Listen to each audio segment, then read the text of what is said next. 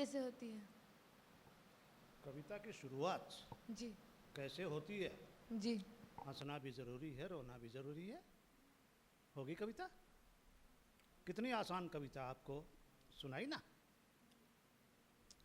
वैसे तो कवि जन्मजात होता है, माँ के पेट से जन्म लेता है, और कविता लिखना सबके वश की बात नहीं है। आपने सुना है कबीर मनीषी परिभु स्वयंभू, सुना है? परमात्मा क्या है? कवि है। आप कहोगे परमात्मा ने कौन सी कविता लिखी?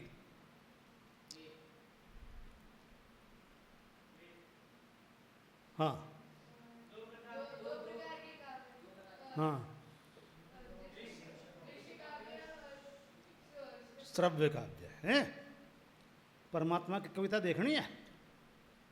अभी हम देख कर आए, ये समुद्र जो है ना, परमात्मा की कविता है। ये बादल, ये अंतरिक्ष, ये पूरी की पूरी सृष्टि परमपिता परमात्मा की कविता है। और कैसी कविता है वो?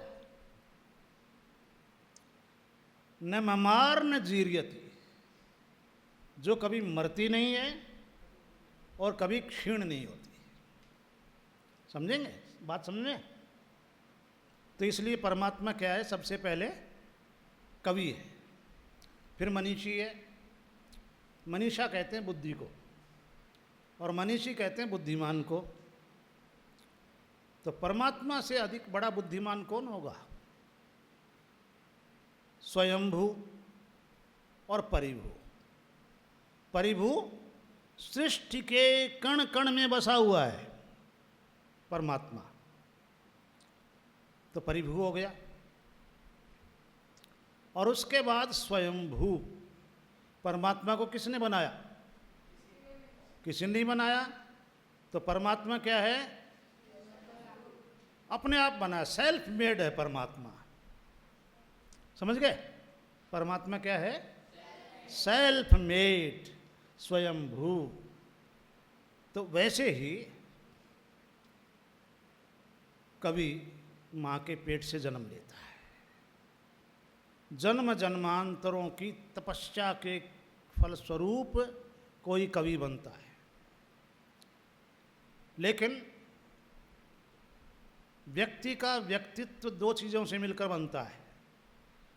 एक तो है अंग्रेजी में जिसे कहते हैं हेरिडिटरी, और दूसरा है एनवायरनमेंट, यानी जिस कुल में पैदा हुए, माँ और बाप के, दादा दादी, पड़दादा पड़दादी, सड़दादा सड़दादी, लकड़दादा लकड़, कितने पीढ़ियों का, जिसे हम कहते हैं जीन्स, ठीक है, या जिसे हम कहते हैं डीएनए, वो है। और दूसरा वातावरण से बनता है। प्रश्न का उत्तर समझ में आ रहा है? लेकिन अब जैसे मैं मिल गया आपको, आपने मेरी कविताएं सुनी, प्रभावित भी हुए, और यही कारण है कि मुझे दोबारा ही बुला लिया। और दोबारा बुलाने की बात करते, और मैं यदि पसंद नहीं आता आपको तो मुझे दोबारा बुलाते आप? अरे यार छोड़ो ना, रहने दो रहने दो, यही कहते ना। तो एनवायरनमेंट जो है ना, वो भी कवि को कवि बनाता है। जैसे मैं कॉलेज में गया 1968 में, तो वहाँ पर एक कवि सम्मेलन रखा गया, तो हम भी रुक गए। भाई कवि सम्मेलन क्या होता है, सुने। तो वहाँ कुछ कवियों को सुना, मरियल से लकीरचंद, फकीरचंद, और ऐसी ऐसी जैसे उछल उछल कर बात कर रहे हैं वीर रस की। तो मेरे मन में भाव जगा, यार इससे तो मैं तो, ये तो मरियल सा है, इसके एक मुक्का मार दूँ तो गिर जाए, फिर उठेगा ही नहीं। और कह रहा है कि मैं ये कर दूंगा, और मैं ये कर दूंगा, और ये कर दूंगा, ये कर दो। तो मेरे मन में भाव उठा कि यार मैं तो बॉडी बिल्डर हूँ इस कॉलेज का, और फर्स्ट बॉडी बिल्डर, मेरे से पहले बॉडी बिल्डर नहीं था वहाँ पर, तो मैं तो इससे बढ़िया कविता लिख सकता हूँ। तो ये मन में एक आया। तो आपके मन में भी ये भाव तो आया होगा कि यार ये लिख सकता है तो हम क्यों नहीं लिख सकते।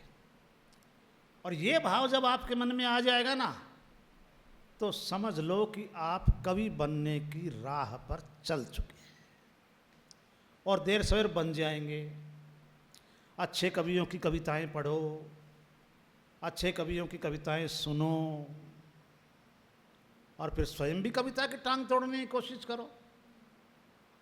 अब मैं क्या एकदम ऐसे थोड़ी कवि बन गया हूँ, मैंने गुरु भी बनाया, गुरुजी ने गलतियाँ भी निकाली, और धीरे धीरे अब मैं भी गुरु बन गया। मेरे बहुत सारे शिष्य शिष्याएँ हैं और मेरी कविताओं को बहुत से लोग गाते हैं। आर्य समाज के अधिकांश भजनोपदेशक, भजनोपदेशिकाएं मेरी कविताएं गाते हैं। अब ये आपने कल मैं सुना रहा था कि जाने किस दिन लाल किला मर्दानी भाषा बोलेगा। इसके आधार पर तो एक व्यक्ति ने कहा, मनीषी जी इस कविता की वजह से मोदी प्रधानमंत्री बने हैं। मैंने कहा भाई इतनी गलतफहमी तो मैं नहीं पाल सकता।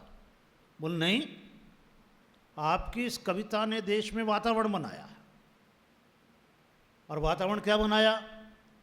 हमको पता न था सूरज बचकानी भाषा बोलेगा, हमको पता न था सूरज बचकानी भाषा बोलेगा, सिंहासन शंडों जैसी बिरयानी भाषा बोलेगा।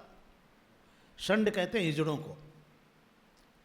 कि राजनीति इतनी खराब हो गई, तो मैंने कहा कि स्वामी जी आ जाइए,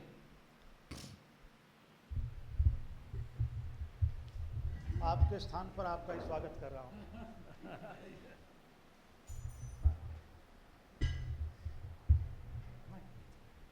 बिराजी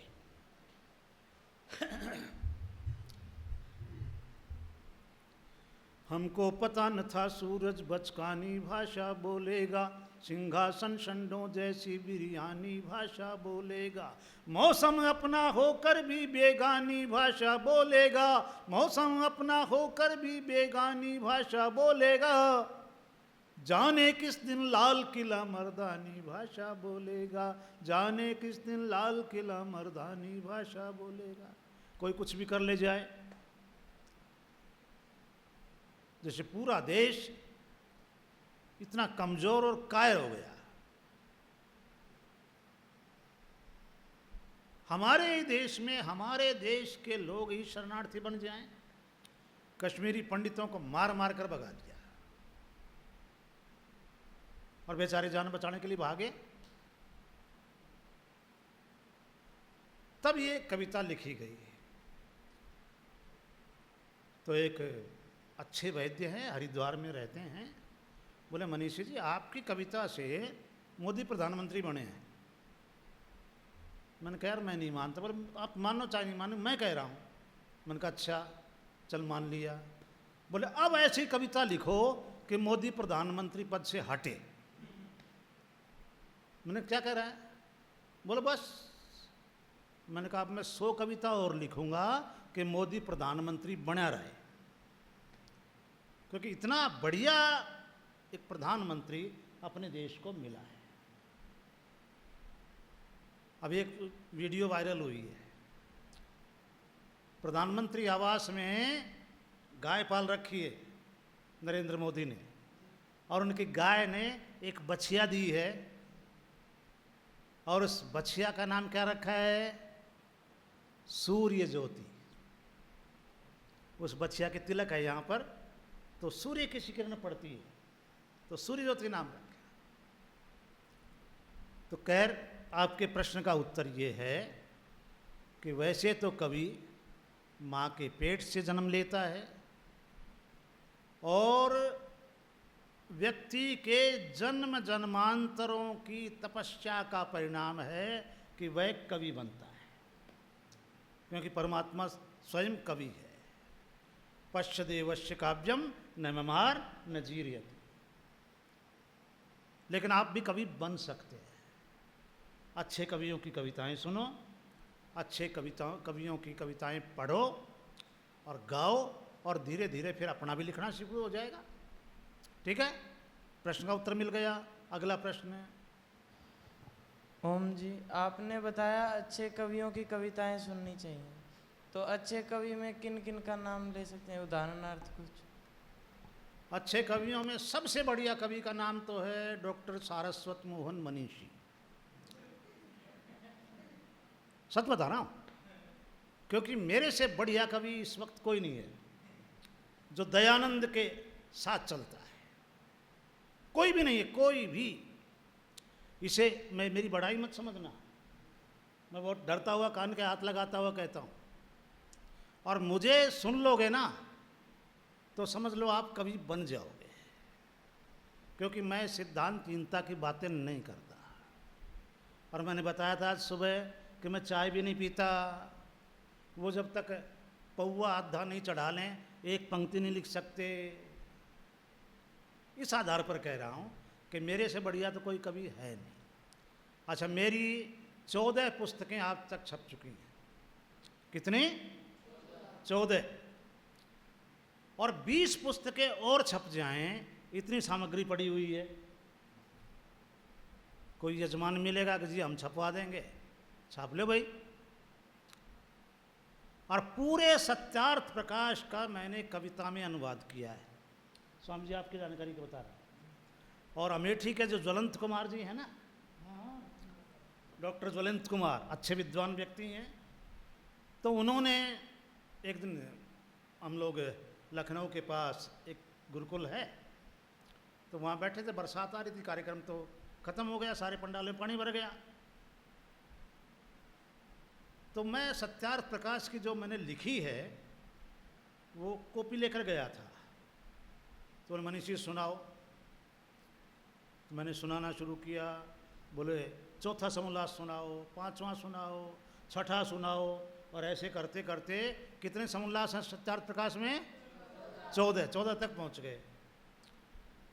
और इस काम में हमें 1.5 से 2 घंटे लग गया कम से कम। फिर कहते मनीषी जी, आपके हाथ से इतना बड़ा कार्य हुआ है कि ये पुस्तक जब छपेगी ना और किसी के हाथ में जाएगी जो आर्य समाज की नहीं है, वो इस कविता को पढ़कर मूल सत्यार्थ प्रकाश को किसी भी कीमत पर खरीदने को तैयार हो जाएगा। गुरुदत्त विद्यार्थी का नाम सुना? गुरुदत्त विद्यार्थी कहते हैं कि मैं अपनी पूरी संपत्ति बेचकर भी सत्यार्थ प्रकाश का एक पृष्ठ भी खरीद पाऊं तो भी कम है। सत्यार्थ प्रकाश इतना अनमोल ग्रंथ है और आप सबको पढ़ना चाहिए। स्वामी जी आपको पढ़ा ही रहे होंगे, बहुत बड़ी बात है। ठीक है, वैसे बहुत बड़े बड़े कवि हैं, आपके प्रश्न का उत्तर मिल गया होगा, इसको मजाक में मत लेना। बहुत अच्छे अच्छे कवि हैं इस देश में। पुराने कवियों में आर्य समाज में पंडित नाथूराम शंकर शर्मा बहुत बढ़िया कवि हुए आर्य समाज के, बता रहा हूँ। माखनलाल चतुर्वेदी, बालकृष्ण शर्मा नवीन, और नए कवियों में जो अब तो पुराने हो गए, गए भी, गोपाल दास नीरज का बहुत अच्छा नाम है, सूर्यकांत त्रिपाठी निराला का बहुत बढ़िया नाम है, जयशंकर प्रसाद का बहुत अच्छा नाम है, महादेवी वर्मा, सुमित्रानंदन पंत। स्वामी दयानंद जी से जब ऋषियों के बारे में पूछा तो बोले यदि आज वो सारे ऋषि जीवित होते तो मैं सबसे अंतिम पंक्ति में बैठा होता। वो इतने महान थे पुराने ऋषि। ऋषि की विनम्रता देखिए। तो मैं भी उन सारे कवियों से पिछली पंक्ति में बैठा हूँ, ये समझ लो। लेकिन आपके मतलब का हो, क्योंकि आपकी मानसिकता आर्य समाज की है, ऋषि दयानंद वाली है, तो इसलिए कह रहा हूँ कि मेरे से बढ़िया और कोई कवि नहीं है आपके पास। और बोलो। आपके गुरुजी का नाम क्या है जी? श्री महावीर प्रसाद मधु। अब वो शरीर से इस दुनिया में नहीं हैं, लेकिन हमेशा मेरे हृदय सिंहासन पर विराजमान रहते हैं। हाँ।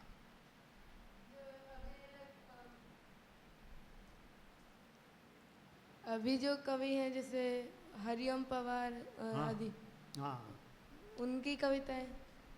हरिओम पवार की भी कविताएं अच्छी हैं, उत्तेजक हैं, वीर रस की हैं, लेकिन मुझे बहुत मानते हैं, मेरे पैर छूते हैं, मेरे छोटे भी हैं, लेकिन साहित्यिक दृष्टि से उनकी कविता का कोई मूल्य नहीं है, साहित्यिक दृष्टि से। क्योंकि हम जब मात्रिक छंद लिखते हैं, अब समय कम है, वरना मैं आपको दोहा बताता, चौपाई बताता, कवित्त बताता, सवैया बताता, विधाता छंद बताता, हरिगीतिका बताता, गीतिका बताता। समुद्र है ना कविता तो हरिओम पवार की कविताएं छंद की दृष्टि से भ्रष्ट कविताएं। हमारे पिंगल शास्त्र के आचार्य कह गए कि यदि मात्रिक कविता में एक मात्रा बढ़ जाए तो समझ लीजिए कि अवैध संतान की उत्पत्ति हो गई, और एक मात्रा यदि घट जाए तो जवान बेटे की मौत हो गई। उस दृष्टि पर कह रहा हूँ। और फिर मेरी 14 पुस्तकें छपी हैं, हरिओम पवार की एक पुस्तक छपी है। मेरे साहित्य पर अब तक 40 बच्चे एमफिल और पीएचडी की उपाधियां ले चुके हैं। 40 बच्चे। 2005 में तो फुल फ्लैश्ड मेरे सारस्वत मोहन मनीषी के काव्य का संवेदना और शिल्प इस विषय पर सर्वोत्तम शर्मा नाम के एक लड़के ने पीएचडी की डिग्री ली, डॉक्टर सर्वोत्तम शर्मा बन गया। तो 1991 से और 2024 तक अब तक लगभग 40 बच्चे एमफिल और पीएचडी मेरे साहित्य पर कर चुके हैं, और अभी पता नहीं कितने लोगों ने करना है। और बोलो। हाँ, दो भाई माइक दो। कविता में अशुद्धि कैसे निकालते हैं? हैं? कविता में अशुद्धि कैसे? कविता में अशुद्धि, कविता में जब छंद, एक छंद हमने लिखना शुरू किया, ठीक है, जैसे दोहा छंद है एक, तो दोहा 2-3 दोहे सुनाता हूँ आपको, ठीक है। पाँव दबाया मत दबा, पर कानून न छांट, सारी चीजें बांट ली, माँ को तो मत बांट। क्या बात, आवाज नहीं आ रही वहां तक? बच्चों से कहा जाता है जो माँ की संपत्ति को लेकर झगड़ते हैं, उनसे कहा गया पांव दबाया मत दबा, पर कानून न छांट, सारी चीजें बांट ली, घर भी बट गया, खेत भी बट गया, फ्रिज कूलर सब बट गए, लेकिन माँ को मत बांट। 4 बेटे हैं और कोई भी माँ को रखने को तैयार नहीं है। तो इसमें 13 और 11 है, 13 और 11, यानी पहले चरण में 13 मात्राएं, दूसरे में 11, तीसरे में 13, चौथे में 11, तो 48 मात्राओं का छंद है। तो इसमें 48 मात्राओं के छंद की बजाय 46 हो जाएं तो 2 मात्राएं घट गई ना, तो यह अशुद्धि हो गई। ठीक है बेटा, समझ में आ गई बात? एक दोहा और सुनाता हूं। कम बोलो ज्यादा सुनो, बढ़े शांति मुस्कान, कम बोलो ज्यादा सुनो, बढ़े शांति मुस्कान, दिए तभी भगवान ने एक जीभ दो कान। परमात्मा ने हमें एक जीभ दी है, दो कान दिए हैं। किस लिए दिए हैं? कि कम बोलो, ज़्यादा सुनो। और ज़्यादा सुनोगे तो भरते चले जाओगे, विद्वान बनते चले जाओगे। और ज़्यादा बड़बड़ बड़बड़ करते रहे तो खाली होते चले जाओगे। इसलिए ज़्यादा सुनो, कम बोलो। कम बोलो, ज़्यादा सुनो, बढ़े शांति मुस्कान। दिए तभी भगवान ने एक जीभ दो कान। मनीषी एक जीभ दो कान। और आप हंस रहे हो आज तो, लेकिन आने वाले समय पर आप गर्व करेंगे कि हमने मनीषी जी को नीचे बैठकर सुना है। 5 तो मेरी सत्संगियाँ आ चुकी हैं अब तक, और प्रत्येक सत्संग में 777 दोहे हैं। 777 को 5 से गुणा करो तो इतने दोहे तो मेरे छप चुके हैं।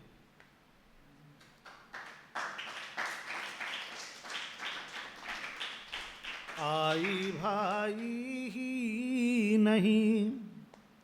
अब देखिए मैं कैसी बात करता हूं कि आई भाई ही नहीं, हमको लाग लपेट। करना क्या दो हाथ हैं, भरना है एक पेट। परमात्मा की कितनी बड़ी कृपा कि हम लाग लपेट करते हैं, झूठ बोलते हैं, प्रपंच करते हैं, ये करते हैं, वो करते हैं। क्या जरूरत है? परमात्मा ने 2 हाथ दिए हैं और पेट एक दिया है। एक हाथ देता तो ही भरते, और एक हाथ नहीं देता तो भी भरते।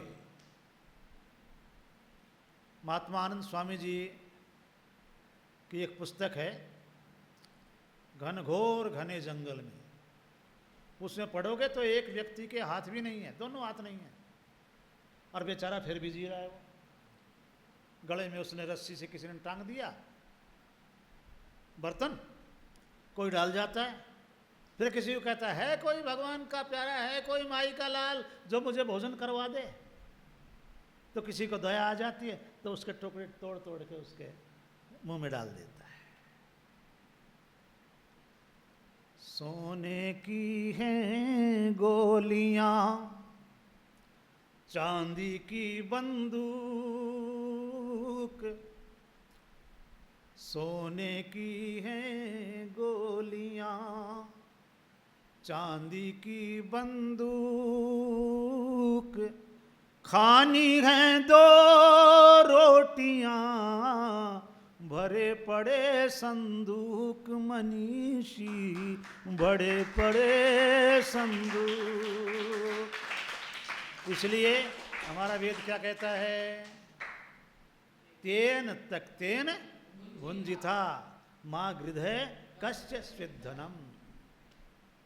मुझे संस्कृत आती है ना थोड़ी बहुत है। मुक्तानंद जी जैसे गुरुजनों के चरणों में बैठकर थोड़ा बहुत पढ़ गया हूँ। और बोलो। हाँ बेटा, शाबाश।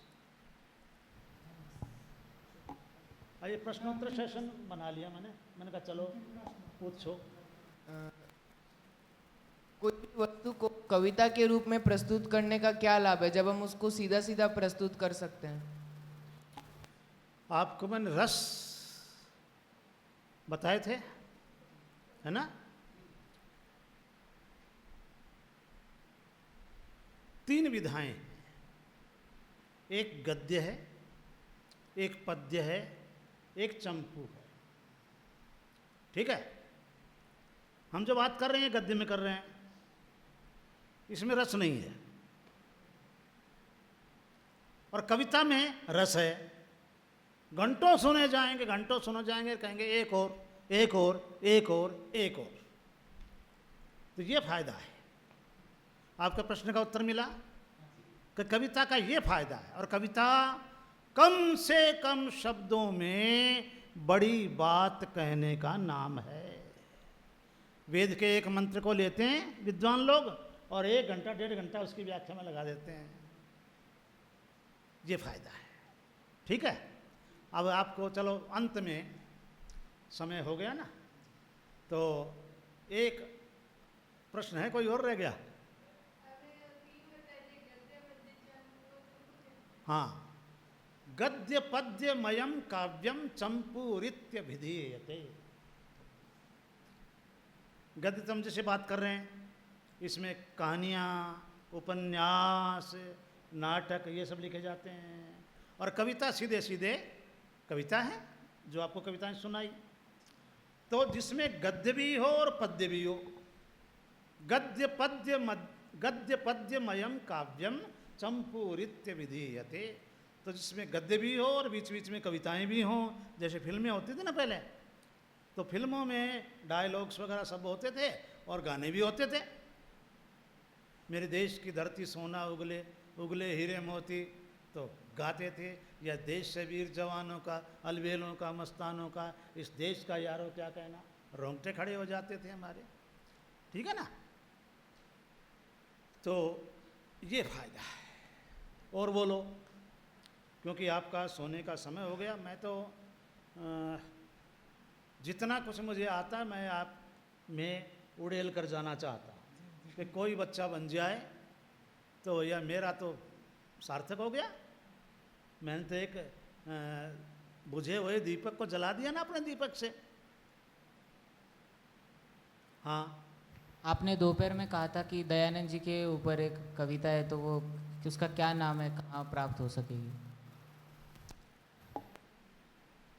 ऐसा है, थोड़ी सी प्रतीक्षा कर लो, ठीक है ना।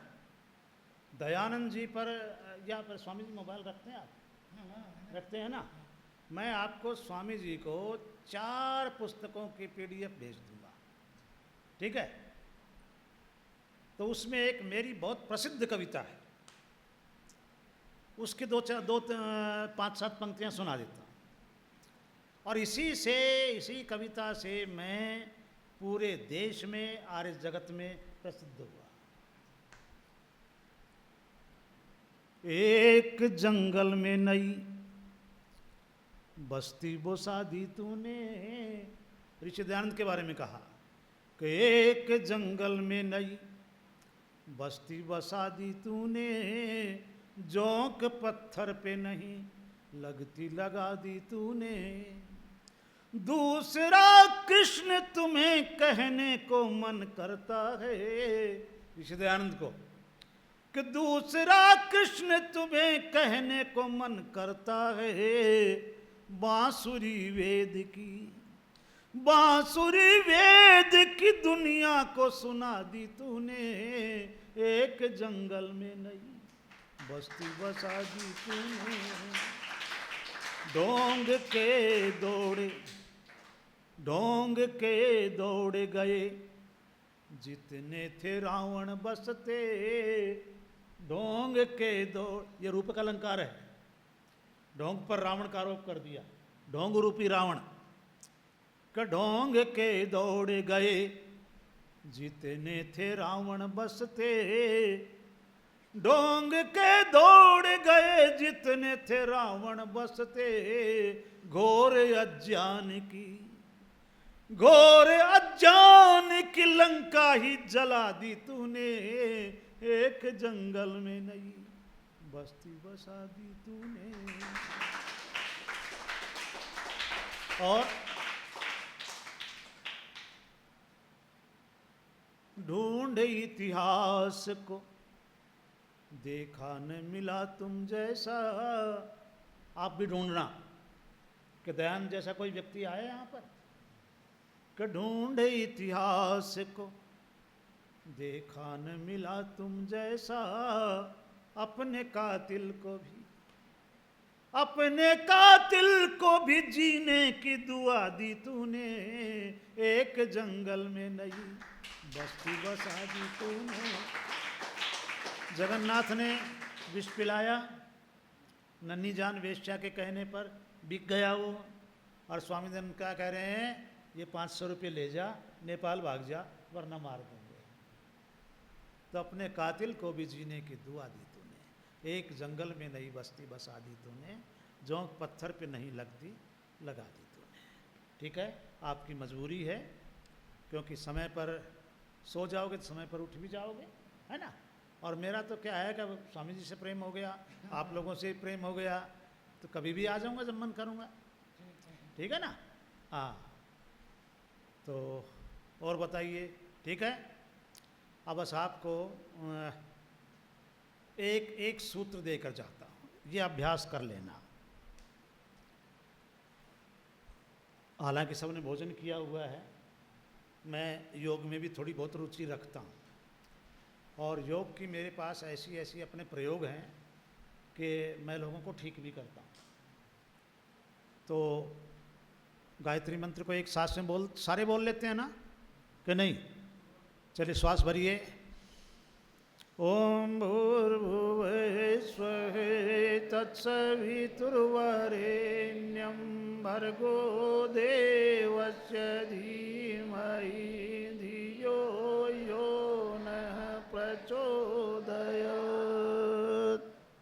किसने श्वास लिया बीच में? इसमें शर्म की बात नहीं है, क्योंकि मुझे कुछ लोग दिखाई दीजिए ना श्वास लिया बीच में।